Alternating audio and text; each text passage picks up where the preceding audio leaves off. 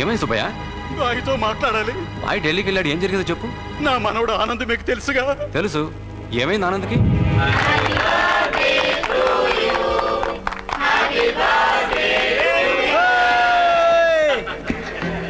Venky king bank setup, colourful lights, గర్లు, పాత friends ని మర్చిపోయావా? అది కాదరా సూరి.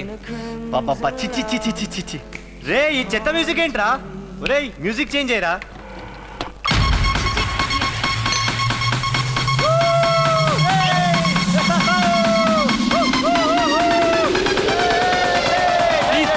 కాస్త డీసెంట్ గా బిహేవ్ చేయండి. ఇది క్లీన్ పార్టీ. క్లీనా? అయితే మేం క్లీన్ కదా?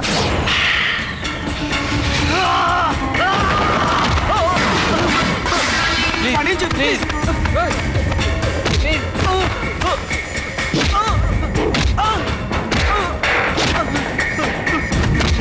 నేనెవడో నీకు తెలియదా? నేనెవడో నీకు తెలియదా? సూరి సూరి.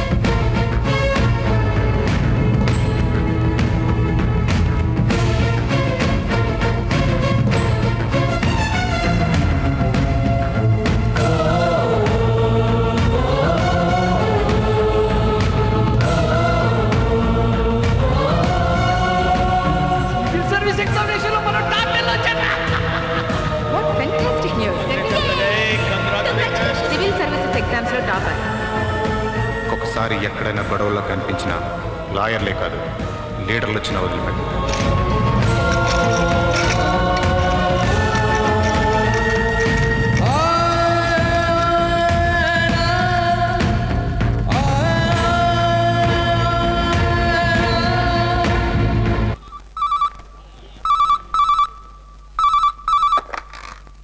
హలో హుసేన్ బాండ్ని వాళ్ళ అబ్బాయిని వెంటనే రిలీజ్ చేయి. హలో హలో హలో హుసేన్, నేను చెప్పింది వినిపిస్తుందా? Hello hello hello hello ఈడొక్కడు.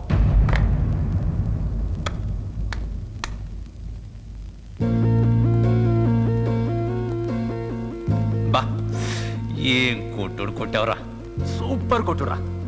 నీ కొట్టుడికి ఒక్కొక్కడికి సున్నం రాలిపోయిందంతే. ప్రతి దెబ్బ ఇక్కడ ఇక్కడ రికార్డ్ అయిందిరా.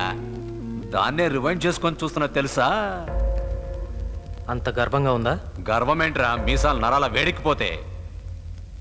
ఇంత పవర్ బాడీలో ఉంచుకొని బుద్ధుళ్ళ ఎలా తిరుగుతున్నావు? నానా, ఇంత జరిగినా నా ఫ్యూచర్ ఏమైపోతుందో నీకు అర్థం కావట్లేదా? ఈ పాటికి నా ఇంటర్వ్యూకి వెళ్ళడానికి ఫ్లైట్లో ఉండాల్సిన వాడిని ఇక్కడున్నాను ఈ లాకప్లో. ఆ బాయ్ సిటీలో లేటరా, ఫోన్లో కూడా దొరకలా. లైన్ దొరికితే బెయిల్ దొరికినట్టే. ఆయన స్టేషన్కి ఎప్పుడు వస్తామా? ఏదో సీరియస్గా కొట్టావు, సరదాగా లాకప్లో ఉన్నావు. ఇదో చిన్న చేంజ్. చిన్న చేంజ్ కాదు నాన్న, చాలా పెద్ద చేంజ్. నేను వాళ్ళని కొట్టిన ప్రతి దెబ్బ వాళ్ళ శరీరాలని కాదు, నా భవిష్యత్తుని దెబ్బతీసింది. ఏంట్రా మాట్లాడితే భవిష్యత్ అంటావు? బాయ్తో మనం ఉంటే భవిష్యత్తు మన అరికాల కింద పడి ఉంటుంది. భాయ్ భాయ్ భాయ్, ఎప్పుడు ఆయన పేరే. అంత అభిమానించాల్సిన మనిషి ఆయన. అందరికీ మనిషి కావచ్చు, కానీ నాకు ఆయన దేవుడు. ఉండడానికి ఇల్లు, తినడానికి తిండి లేక ఎక్కడో మారుమూల మురికివాడలో బతుకుతుండేవాడినిరా. ఒక పెద్ద అగ్ని ప్రమాదం జరిగి ఎంతో మంది చనిపోతే నన్ను బాయ్ వచ్చి కాపాడాడ్రా. ఈరోజు పాండు అంటే సొసైటీలో ఒక ఇమేజ్, ఒక స్టేటస్. రేయ్, బాయ్ లేకపోతే నేను ఈ పాటికి రోడ్డు మీద కుక్కలాగా తిరిగేవాడిని. ఇప్పుడు అదే జరిగింది. వీధి కుక్క పెంపుడు కుక్క అయింది. ఆ విషయం తెలియక నిన్ను నువ్వు మోసం చేసుకుంటున్నావు. నన్ను అభిమానించే మనిషి దగ్గర కుక్కలా పడున్న తప్పు లేదు. సార్, ఈ మనిషితో ఉండటం కష్టం. నన్ను వేరే లాకప్కి మార్చేయండి. వేరే లాకప్ అంటే AC room service, house keeping అన్నీ ఉండాలా? నోరు మూసుకొని పడుండు. రేయ్, ఈ రోజే స్టేషన్ కొత్తగా వచ్చావా? చెత్తగా వాగుతున్నావు. నన్ను రెచ్చగొడితే ముందు తాళం కప్ప, తర్వాత నీ తల పగులుతాయి. ఇక్కడ కూడా నీ రౌడీజమేనా? రౌడీజం ఏంట్రా? లాకప్ లో ఉన్న వాళ్ళకి ఎంత మర్యాద ఇవ్వాలి? స్టేషన్ కొత్త కాబట్టి నీకు తెలియట్లా. Vijay Kumar, sir, cell open చేయి.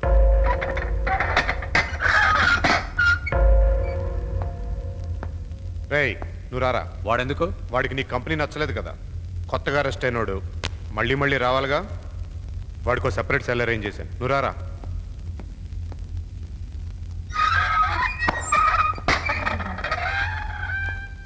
నీకు ముందే చెప్పాను, ఇంకొకసారి ఎక్కడన్నా గొడవల్లో కనిపిస్తే నేను వదిలిపెట్టినాను.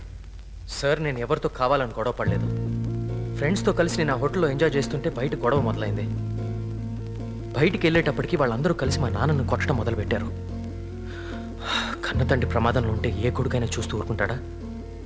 ఏమో, నాకేం తెలుసు. మా నాన్న నా చిన్నప్పుడే చచ్చిపోయాడు. అయినా మీ నాన్న ఏమైనా ఉత్తమ పురుషుడా వెళ్ళి కాపాడడానికి? కానీ నేను ఆయన కొడుకునే కదా. అదేరా నాకు డౌట్గా ఉంది. నువ్వు నిజంగా పాండు కొడుకువా అని. వాడొక గుండా, నువ్వు ఒక గోల్డ్ మెడలిస్ట్. వాడికి ఈనాడు పేపర్ చదవడం కూడా రాదు.